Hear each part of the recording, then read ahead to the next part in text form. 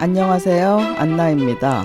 안녕하세요. 최영란입니다. 지난달에는 엄마와 딸에 대한 이야기를 하면서 엘리자베스 스트라우트의 작품 2개를 언급했었죠.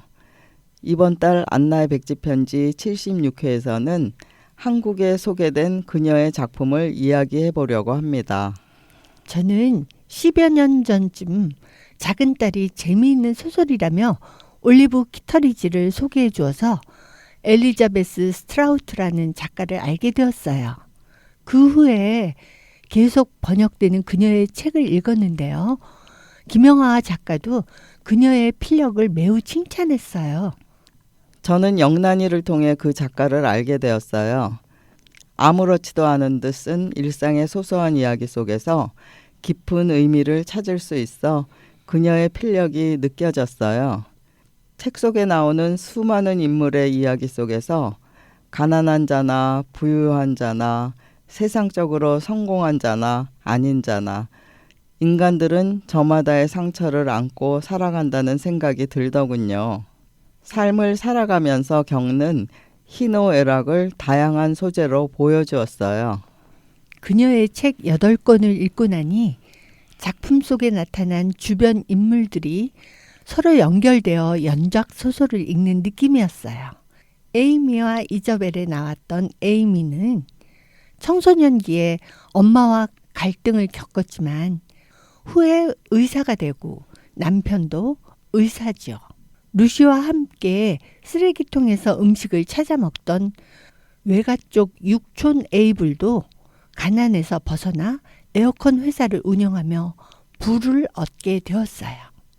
예전에 친구와 60년 우정을 그린 엘레나 페란테의 나폴리라는 4부작 연작 소설을 읽을 때 등장인물이 너무 많아 인물 관계도를 그려 도표를 보면서 책을 읽었던 기억이 나네요.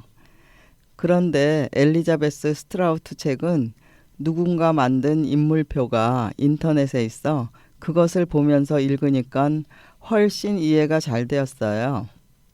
나폴리가 나왔을 때 미국 대통령조차 피서지에 가서 읽고 싶은 책이라고 하고 누군가는 완전 소중하다는 뜻의 완소작이라고 꼽았는데 저는 개인적으로 엘리자베스 스트라우트의 작품이 훨씬 깊이가 있고 우리에게 깨우침을 주는 책이라는 생각이 들어요. 올리브 키터리지의 주인공 올리브는 2명의 남편과 사별 후 이저벨과 실버타운 성격의 아파트에서 만나게 되어요. 노년의 고독과 외로움을 나누며 서로 생사를 확인하는 모습에서 우리의 노년을 생각해 보게 됐어요. 아침잠이 없는 올리브가 오전 8시에 이저벨의 집을 방문하고 저녁 8시에는 이저벨이 올리브의 집을 방문하면서 서로를 의지하는 모습을 읽을 때는 서글프기도 했지만 관계의 중요성을 느꼈어요. 비상시를 대비해 현관키도 서로 나누어 마음대로 서로의 집을 드나들도록 대책을 세워가며 살아가는 모습에서 안도감이 느껴졌어요. 나머지 소설 오 윌리엄, 무엇이든 가능하다, 바닷가 루시, 버지스 형제는 내 이름은 루시 버튼의 후속 작품으로 루시 주변의 인물들이 등장하며 나중에는 올리브와 루시도 알게 되죠.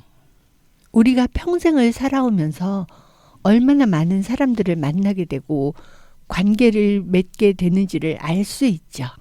나 자신과 주위 사람들의 삶을 통해서 존재와 관계에 대해 성찰하는 과정을 보여주는 소설들이었어요. 이번에 새롭게 이야기를 들려줘요 라는 9번째 신작 소설이 나왔는데요. 저희 작은 딸이 옛 시청사에 있는 서울 도서관에서 책을 신청해 빌려다 주었어요. 작가인 루시를 올리브가 불러 대화를 나누는 이야기가 나와요. 그 사이에 올리브는 90살이 되었더군요.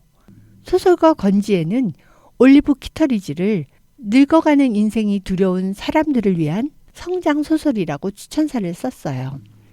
이 작품은 미국에서 4부작 미니 시리즈로 나와 에미상 6관왕을 차지하기도 했대요. 무엇이든 가능하다라는 책은 루시의 주변인들의 이야기를 9개의 단편으로 썼는데 그 중에 동생이라는 작품이 기억에 남아요. 루시의 남매들이 17년 만에 재회한 이야기인데요. 남매 셋이 어릴 때 이야기를 나누며 언니 비키가 참았던 분노를 토로하였고 돌아가신 엄마에 대한 불만을 털어놓기도 했죠. 그 소설은 단숨에 읽었는데 엄마에 대해 서로 다른 기억 속에서 대화를 나누다 루시는 공황장애 증상이 일어나 17년 만에 만난 남매들을 뒤로 한 채 호텔로 돌아가죠. 그래도 그들이 대화의 장을 마련했다는 자체만으로도 한 걸음 성장하지 않았을까 하는 생각이 들었어요.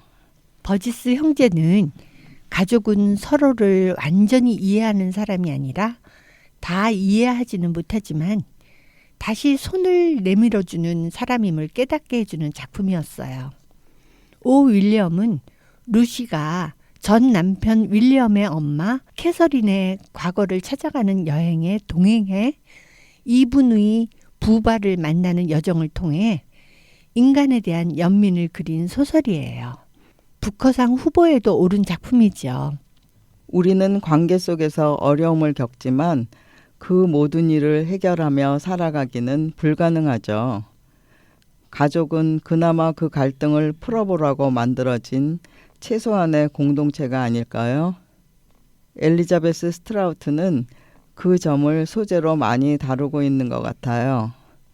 소설이란 인간을 향한 탐구를 재미있는 이야기로 엮어 우리에게 전달해 주니 때론 어떠한 철학책보다도 쉽게 깨우침을 주네요. 바닷가의 루시는 팬데믹으로 전염병이 퍼지기 시작하면서 루시와 윌리엄이 메인주의 한적한 바닷가 마을로 가서 겪는 일들을 그려낸 작품이에요. 코로나 시절의 고통과 두려움, 절망감 등이 떠오르면서 공감하며 읽은 소설이에요.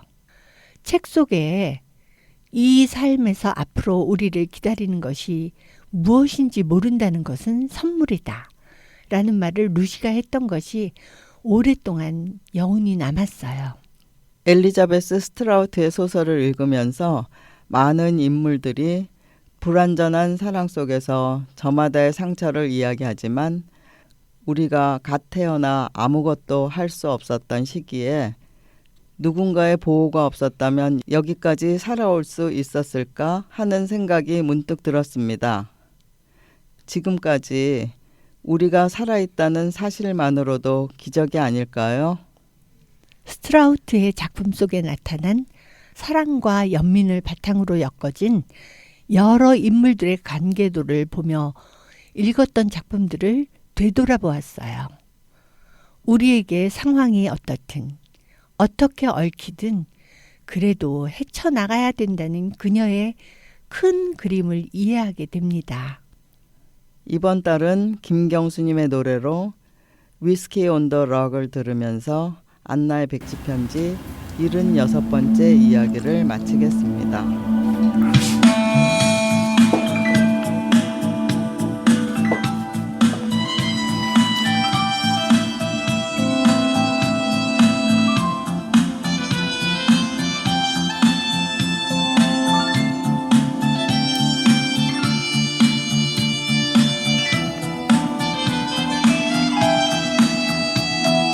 그날은 생일이었어. 지나고 보니 나이를 먹는다는 건 나쁜 것만은 아니야. 세월의 모습 흉내낼 수 없잖아. 멋있게 늙는 건 더욱더 어려워. 비 오는 그날 저녁 카페에 있었다. 겨울 초입의 스웨터 창가에 검은 도둑 고양이 감당 못하는 서늘한 밤의 고독 그렇게 세월은 가고 있었다. 아름다운 것도 즐겁다는 것도 모두 다 욕심일 뿐 다만 혼자서 살아가는 게 두려워서 하는 얘기 얼음에 채워진 꿈들이 서서히 녹아가고 있네. 혀끝을 감두는 위스키 언더럭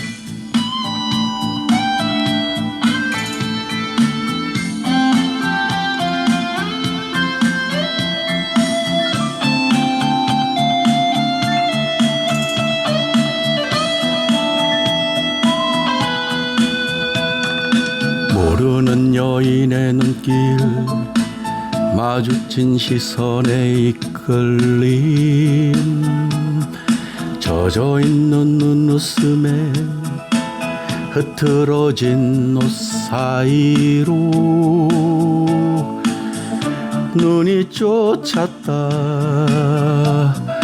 내 맘 나도 모르게 차가운 얼음으로 식혀야 했다. 아름다운 것도 즐겁다는 것도 모두 다 욕심일 뿐 다만 혼자서 살아가는 게 두려워서 하는 얘기 얼음에 채워진 꿈들이 서서히 녹아가고 있네. 혀끝을 감두는 위스키 언더럭 아름다운 것도 즐겁다는 것도 모두 다 욕심일 뿐 다만 혼자서 살아가는 게 두려워서 하는 얘기 얼음에 채워진 꿈들이 서서히 녹아가고 있네. 혀끝을 감두는 위스키 언더럭